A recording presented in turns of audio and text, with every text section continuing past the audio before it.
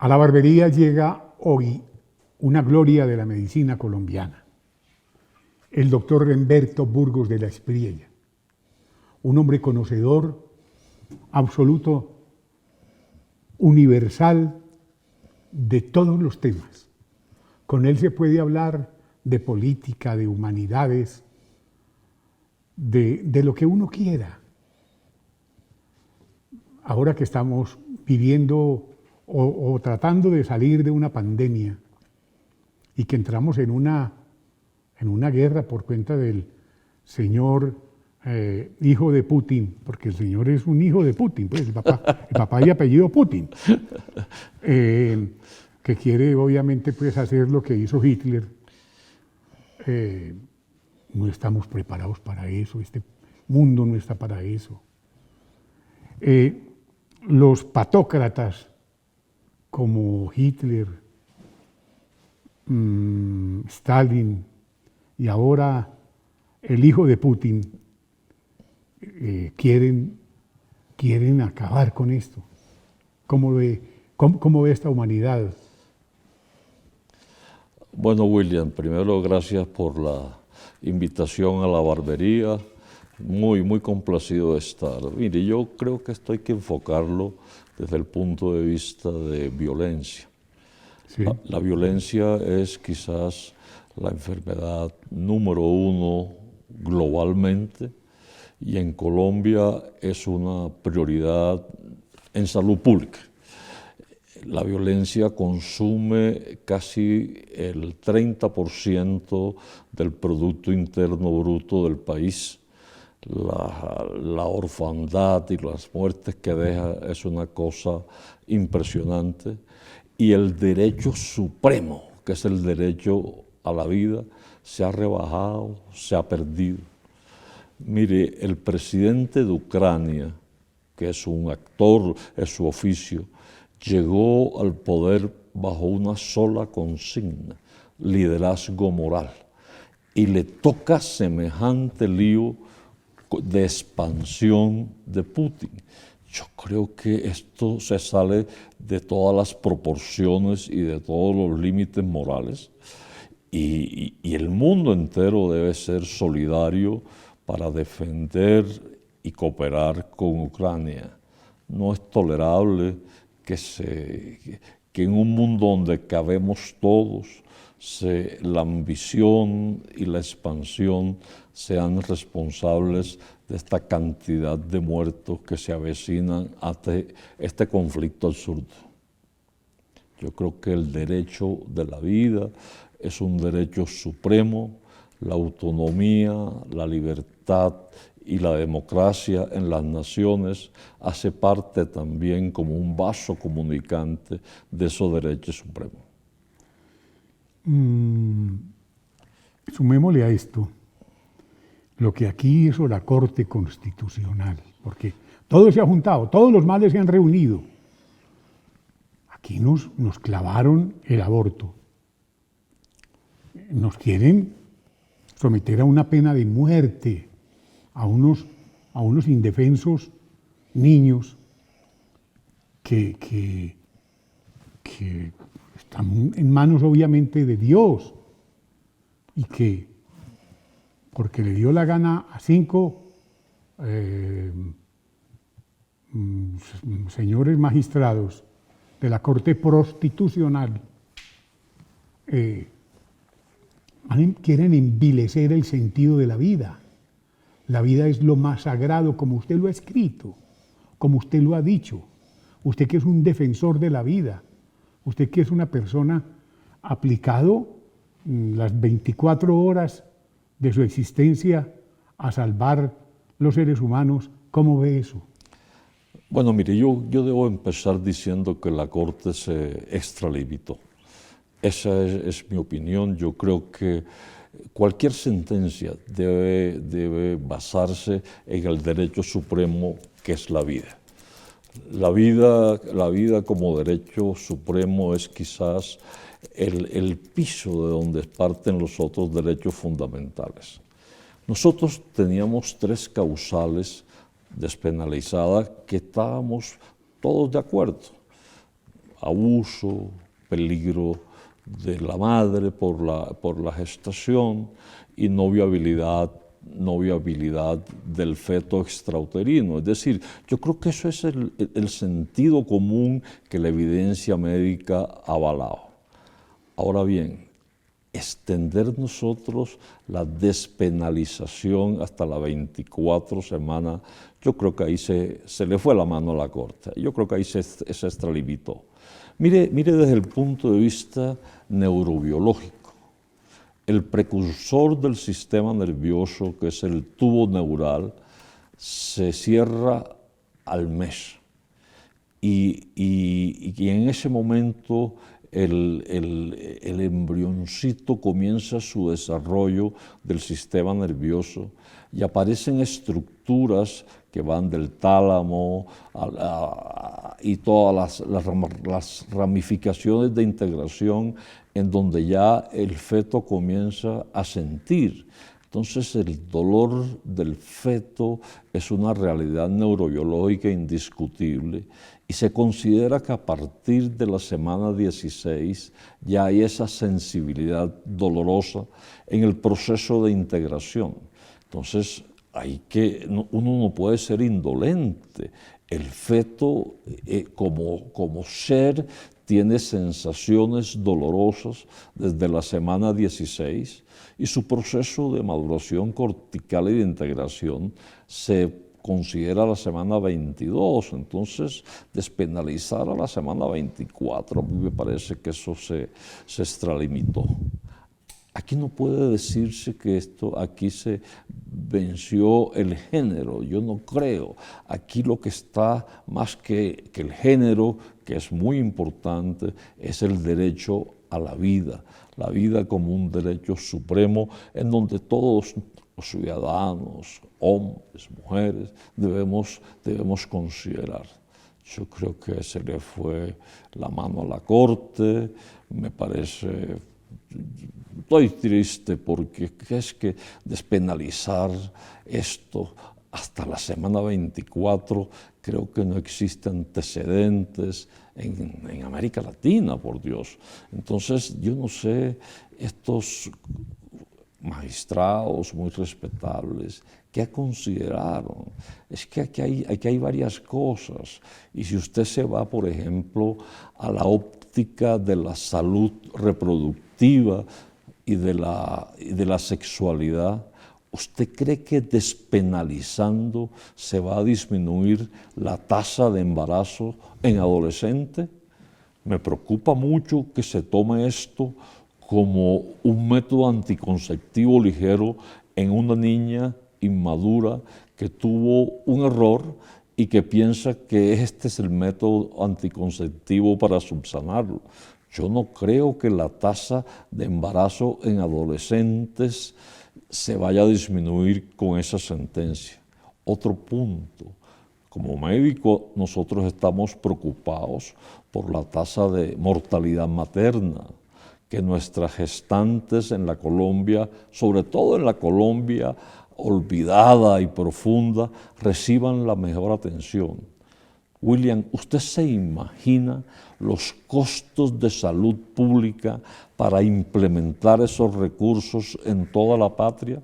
Es que es muy diferente implementar un sistema de vacunación masiva, pero por Dios, un sistema de obstetricia con todas las garantías y la calidad en unos hospitales que están medio quebrados.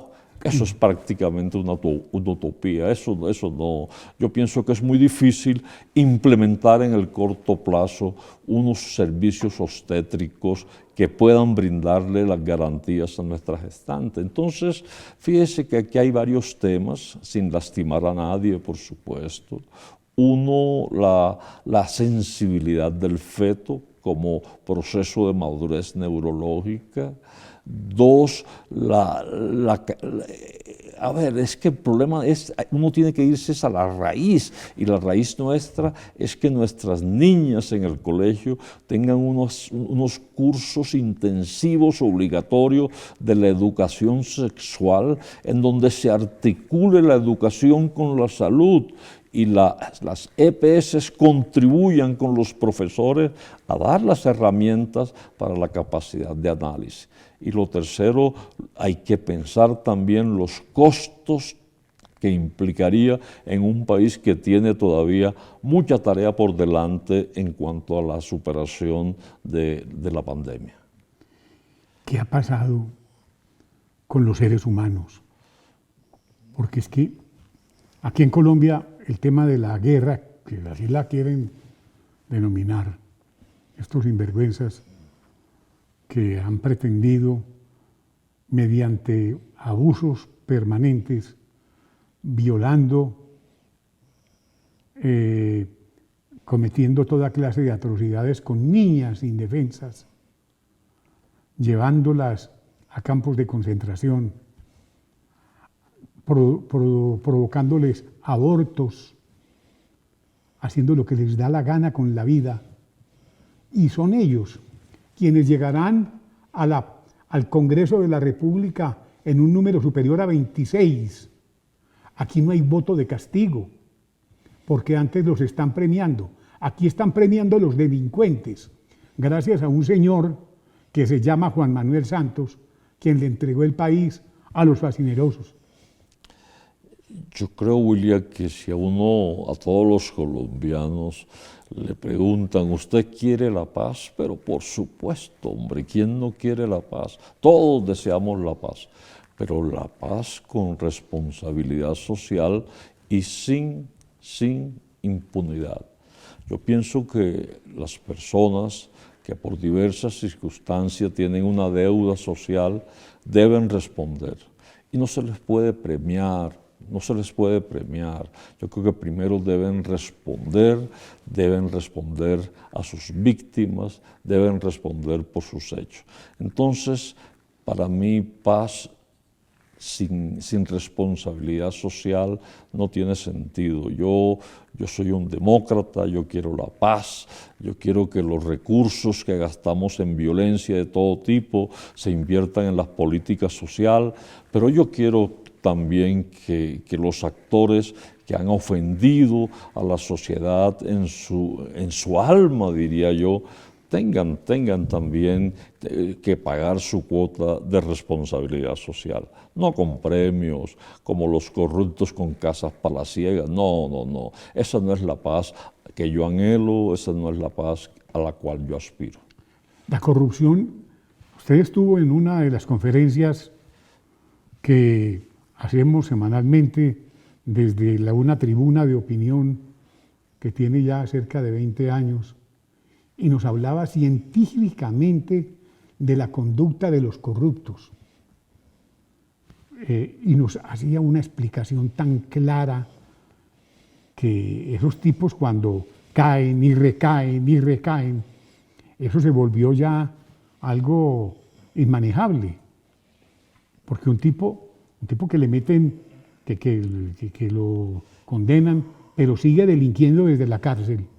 ¿Eso cómo es eso? ¿Cómo opera eso en el cerebro? Mire, yo comparo el cerebro como con una casa, ¿cierto? Sí. En donde digamos que la casa tiene solamente un piso, pero el sostén de la casa son las columnas que llegan y hacen, por decirlo así, un sótano. Entonces, ese sótano se llama la amígdala del lóbulo temporal y la casa, que es la parte racional, se llama la corteza frontal. O sea, una está profunda y la otra está superficial. Entonces, el deseo de enriquecerse viene, yo diría que casi que innato, pues en todos los seres humanos, pero la casa que está en el primer piso, la que está encima de la órbita, encima de los ojos del lóbulo frontal, es la que tiene los valores, es la que tiene los principios, es la que tiene el código moral, es el cerebro ético del individuo.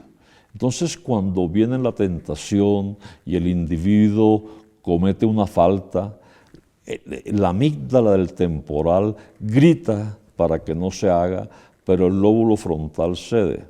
Lo malo es que hay un acostumbramiento y en la segunda grita menos, en la tercera se va quedando callada y en la cuarta aplaude. Entonces, la corrupción en el corrupto fundamentalmente en su cerebro es anular el cerebro ético donde están los principios en el lóbulo frontal. Por eso yo aspiro que dentro de muy poco, porque la ciencia y la investigación es imparable, nosotros podamos detectar las personas proclives a la corrupción y alejarlos, por supuesto, de la responsabilidad pública de manejar finanzas. La corrupción es un problema muy serio. El país está perdiendo 50 billones de pesos al año en corrupción. El control social, mi querido William, se ha diluido. Y lo que es peor es la sanción social. Y tenemos una justicia inoperante que ha negociado con los corruptos y entonces el abono a las penas diluye la responsabilidad. Yo creo que el corrupto en este país debe ser castigado con el debido proceso. Le voy a poner un ejemplo de mi tierra, estigmatizada pues, por este tema de la corrupción. Si yo tomo la plata que se robaron los malhechores del cartel de la hemofilia, oiga pues, el cartel de la hemofilia. Estamos hablando de Córdoba. De Córdoba, claro. De Córdoba. El cartel de la hemofilia. Y yo tomo el monto total. Las cifras expuestas por la Fiscalía hablan que lo que se robaron estos bandidos alcanzaría para pagar toda la matrícula de pregrado, toda de los estudiantes de la Universidad de Córdoba, que son 17,000. O sea que nosotros tendríamos 17,000 profesionales que perdieron ese chance porque estos bandidos se robaron de la salud a través del cartel de la hemofilia esa posibilidad. Usted comprende que un país en donde la corrupción es quizás la mayor preocupación está muy cerca de la inviabilidad. Nosotros tenemos que rescatar el control social, ejercer la sanción social y pedirle a la justicia, como su nombre lo indica, que tenga un comportamiento inmaculado, inmaculado en juzgar, inmaculado en castigar, pero también inmaculado en el debido proceso del sospechoso. La justicia, aquí en este país, se habla todos los días de una reforma a la justicia, pero no se aplica la justicia. Porque en vez de hablar de reforma a la justicia, no proceden de una vez por todas y dicen, vamos a aplicar la justicia y punto. ¿Por qué? A ver, yo creo que eso es un tema que hemos discutido durante décadas y que son temas inaplazables. Yo creo que el país está esperando argumentos y propuestas de los precandidatos con relación a la justicia. Sí. No la misma, porque es que ya estamos cansados de que se va a reformar, de que no se hace, en fin, todas las excusas que se colocan. Yo creo que la justicia tiene que ser algo absolutamente fundamental para devolverle la viabilidad al país, William. La justicia debe empezar con los mismos que la practican. Yo siempre he dicho eso cuando hablo de adicción. Vea, hombre, usted se operaría con un médico adicto o con un médico alcohólico que tiene ese problema de enfermedad. Yo digo lo mismo. ¿Cómo puede uno confiar en una justicia cuando sus principales protagonistas aparecen involucrados en cosas que uno dice, qué vergüenza, hombre, para este país que esto ocurra? Entonces, yo creo que debe haber una reforma de la justicia, debe ser una justicia inmaculada a corto plazo, William, a corto plazo, para que el país comience a devolverle a devolverle la confianza y la credibilidad a estos jueces y magistrados. Aquí pasamos de Laureano Gómez a Petro y no pasa nada. Y Petro, que todo el país sabe que con sus secuaces intentaron le echaron candela al Palacio de Justicia. Ahora se nos quiere meter a la Casa de Nariño. Se emborracha en la plaza pública. Se ve con bolsas de dinero contándolas y muerto de risa. Y es el hombre que dice que está primero en las encuestas. En cambio, una mujer, por ejemplo, como María Fernanda Cabal, que le hace frente a todo lo que se atraviese con dignidad, con probidad y ante todo sin miedo, la echan a un lado. Yo no entiendo esto. Esto a mí me parece el mundo al revés. Hombre, William, usted ha tocado un tema muy interesante desde el ángulo de las neurociencias. Y es que la campaña se ha vuelto algo de lenguaje emocional. Aquí usted puede decir que va a construir un puente de aquí a Chile y la gente cree, pues. ¿Dónde están los argumentos? ¿Cómo van a pasar los Andes? ¿No? Y la gente cree. Entonces, una de las características del lenguaje emocional es la banalización de los hechos previos. Es decir, no se mide la responsabilidad de los antecedentes. Y parece que todo eso hizo parte de un proceso. Entonces, la banalización. Y lo segundo es el encogimiento de la crítica o del encogimiento social, en donde todo nos parece que es normal. Entonces, no tenemos como los límites para juzgar y decir críticamente, esto no puede ser. Y el lenguaje emocional es eso, carencia de argumentos, propuestas ebrias, absolutamente absurdo, cuando este país que está confundido, que está en estatus epiléptico, lo que necesita son argumentos, propuestas absolutamente coherentes, consecuentes con la realidad.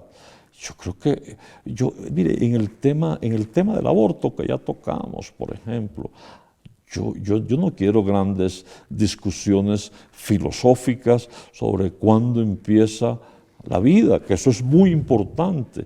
Yo lo que quiero es saber qué candidato está de acuerdo, cuál no y cuáles, para que el país se ilustre, para que el país defina por qué línea moral va cada uno de ellos. Yo respeto todos los criterios, pero yo quiero argumentos sólidos.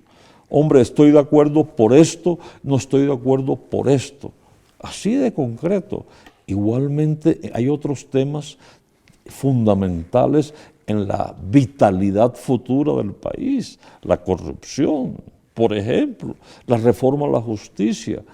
Y no quiero entrar todavía al tema de la salud porque desconocer los resultados del sistema de salud, al igual que reconocer sus debilidades, es algo muy complicado que necesita también argumentos sólidos de los candidatos, pero no de que yo voy a acabar con la GPS, no, por ahí no es la cosa. Aquí hay que hablar serio, hablar sobrio y con propuestas concretas para que el lenguaje emocional, que es muy importante, sea supeditado al lenguaje racional. Este país no puede ir emocionadamente al abismo. Este país hay que rescatarlo racionalmente con argumentos, propuestas concretas.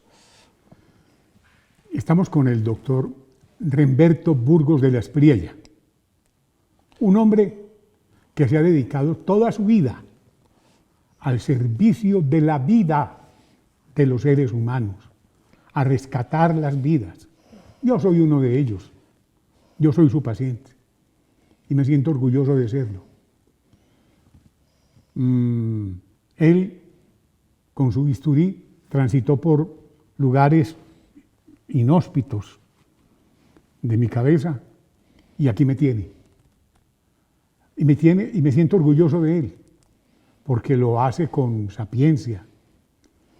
El tema de la salud en Colombia se volvió un negocio, el más vulgar. Las multinacionales de la salud tienen esto acabado, porque la gente no tiene acceso a los medicamentos. Esto es muy difícil, mi querido doctor. Mire, primero pues usted es una persona adherente a los tratamientos y eso daba muy buenos resultados. Y los caminos suyos que recorrimos son caminos de concordia, de paz y de carácter. Hay un tema de la salud que yo quiero tocar antes, William, y es el de la objeción de conciencia. El tema del aborto ha puesto a pensar al personal sanitario sobre su libertad, su autonomía, sus principios. Yo creo que no obstante el curso que siga la sentencia de la Corte, van a aparecer muchas objeciones de conciencia de parte de los médicos. Están por encima los principios éticos que las obligaciones contractuales y legales. Yo apoyo decididamente al médico que por sus principios, por sus creencias, por sus convicciones dice, yo no voy a hacer un aborto. Y hay que respaldarlo y no puede peligrar su puesto por eso. Ahí la Corte ha abierto una puerta grande que son las objeciones de conciencia. Y mucha gente está diciendo, independiente de la sentencia de la Corte, mis principios están por encima de la norma contractual. Entonces, ese es un punto.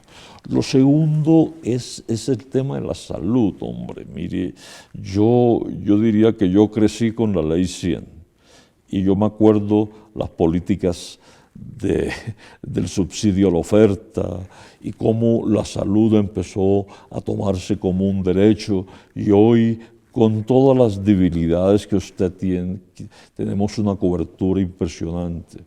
¿Usted cree que el esfuerzo mayúsculo de alcanzar casi en este momento el 60% de esquema de vacunación completa lo hubiéramos podido conseguir con un sistema como el que teníamos, en donde los hospitales eran fortines políticos?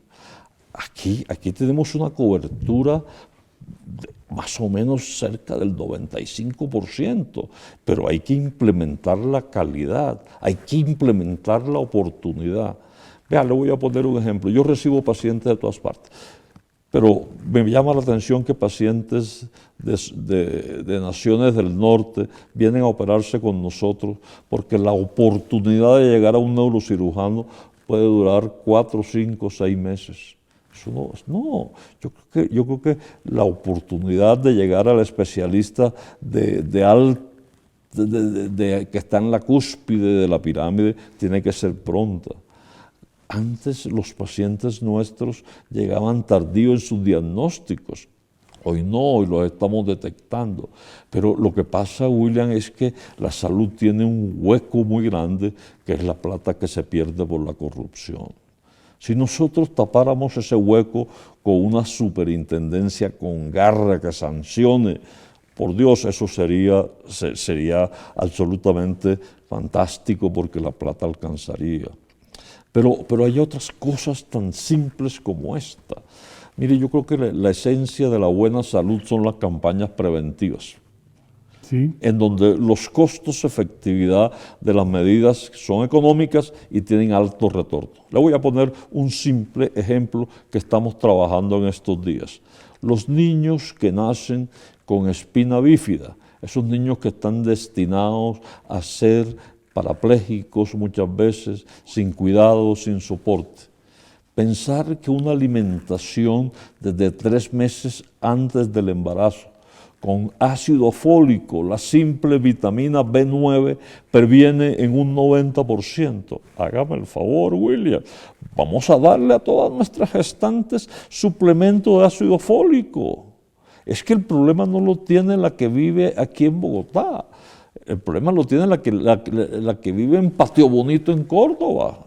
Esa es la que tiene el problema del niño con la espina bífida. Entonces, vamos a utilizar medidas preventivas para disminuir impacto de altas enfermedades como es el niño con mielomeningocele. Entonces, yo creo que hay que involucrar a los actores, hay que aglutinar a los actores alrededor de las campañas de prevención. Pero definitivamente, y hay que ser justo, yo pienso que la Ley 100 ha madurado, tiene debilidades, tiene errores, hay que corregirlo, pero tiene por lo menos a una población con alta cobertura y con la salud como un derecho. William, hoy usted se puede quejar, usted puede escribir, usted puede decir, ¿por qué a mí no me están dando una cita oportuna? Usted puede escoger. Y nosotros queremos que esos privilegios que están en uno de los regímenes sea universal. Pero borrón y cuenta nueva, no estoy de acuerdo. Yo creo que hay que hacer ajustes y hay que aprender de toda esta experiencia acumulada en las últimas 2 décadas. Estamos con el doctor Remberto Burgos de la Espriella, una autoridad científica, no solo en Colombia, sino en América Latina. Como lo ha dicho, de otros países vienen a buscarlo, porque saben de su sapiencia, de sus conocimientos. Pero hay cosas que la gente no sabe. Su familia fueron los precursores del departamento de Córdoba. A manera de anécdota, cuéntenos cómo fue eso tan bonito, esa zona ganadera, esa zona tan bella, cómo ustedes lograron establecer allá ese hermoso departamento. Bueno, mi familia tiene 200 años de estar en Córdoba. Sí. Nosotros descendemos de un cura. ¿De un cura? El cura Verástegui. Y este cura Verástegui se unió. Mi abuelo nos enseñaba a los nietos mayores que los curas no se podían casar en esa época con una descendiente española, Josefa Burgos, y tuvieron la primera generación. Los hijos no llevaron el apellido Verástegui, salvo uno, sino Burgos, y heredaron, donación de la corona, un patrimonio agrícola muy grande, y en el siglo XIX ese patrimonio alcanzaba casi las 20.000 hectáreas. Uno de mis descendientes fue un soñador, soñaba con el azúcar, con la implementación ganadera, con unas tierras de Córdoba productivas, incluso se ilusionó con el petróleo, pero vino la guerra fratricida de los Mildis y se perdió todo, es decir, la cuarta generación no recibió nada. Luego vino la quinta generación, la de mi abuelo paterno, que más que abogado fue un escritor y un político, concibió el departamento de Córdoba con un grupo de soñadores, lo sacaron adelante. Con el doctor Ospina Pérez.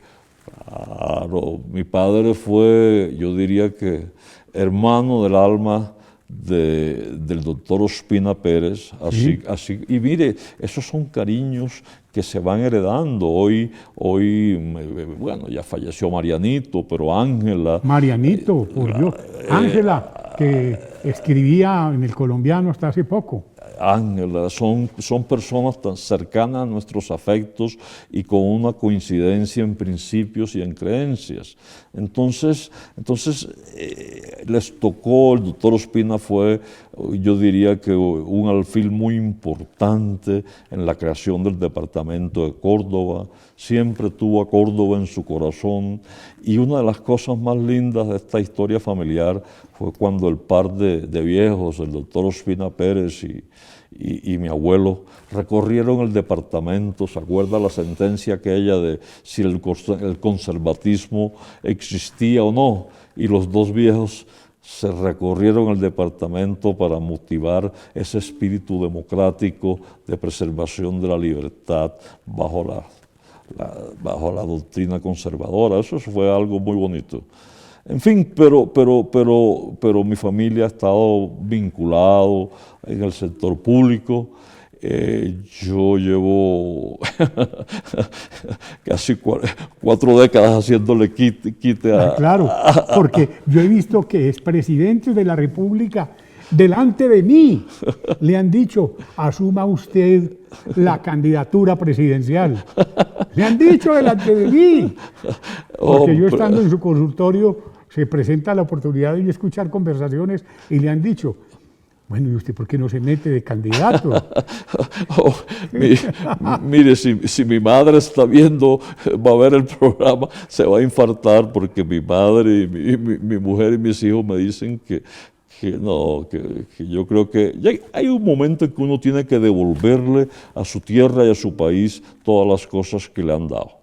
Pero eso es un momento, en este momento mi vida está en el quirófano, en completar el... 24 horas. Sí, en completar, usted lo sabe. Usted aquí pasó por el triángulo de la muerte, porque aquí está todo lo más delicado del organismo. Querido William, hombre, mire, entonces yo creo que en este momento hay que esperar que para que el país piense cómo vienen estas elecciones de parlamentarios, ojalá existiera una gran renovación para que estas personas que han estado indiferentes a la realidad nuestra no vuelvan al Congreso. Dios mío. Hay que buscar nuevos liderazgos y miramos, pero yo creo que el país es un país crítico que debe reflexionar. Es que hay tanta coincidencia en soluciones que es imposible que no lleguemos a un candidato de consenso que ante todo respete la libertad y la democracia. Ante todo. Es decir, porque es que un país al cual su libertad está comprometida aleja cualquier posibilidad de desarrollo.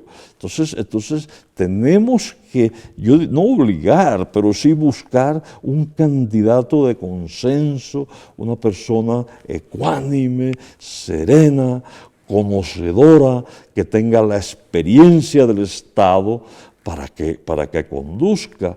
Vea, a mí no me interesan que sean máster de MIT ni de Harvard. A mí me interesa que, primero, que se respete la libertad y que la democracia sea la perla sagrada de la patria. Y lo segundo, que no se roben un peso. Exacto. Que no se roben un peso. Yo estoy fastidiado. Llevo 4 años, William, recorriendo el país hablando de la neurobiología de la corrupción.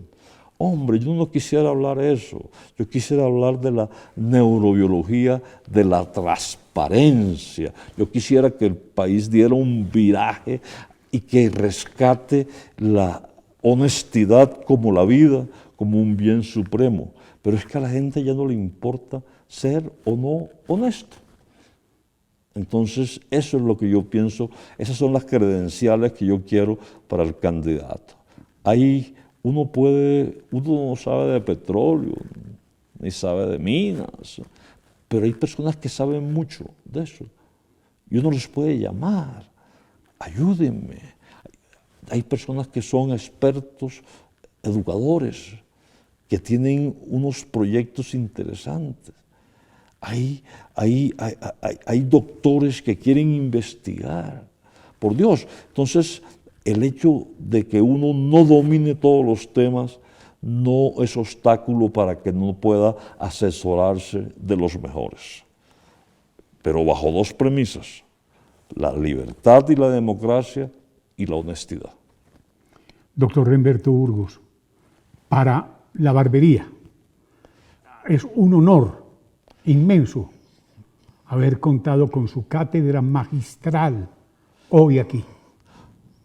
Hombre, William. No sabe la emoción que siento. No, ese es el cariño de sus palabras y usted sabe que es la amistad, es otro de los valores importantes que este país necesita. Para mí es un orgullo. No, esto, tenerlo a usted, eso es un lujo. No, William, un saludo para todos. Y para el pueblo colombiano que lo está por Dios, escuchando. es decir, miren, si usted me dice, coja un micrófono que inunde toda Colombia, ¿usted qué le diría? Yo le diría, miren a su alrededor, miren lo que tienen, miren a los vecinos, por Dios, miren lo que han perdido. Yo le diría, votemos a conciencia, y votemos pensando en que vamos a construir la Colombia que nuestros hijos, los de ustedes, necesitan y requieren para su desarrollo como ciudadanos integrales. Eso sería mi mensaje. Muchas gracias. Gracias, William.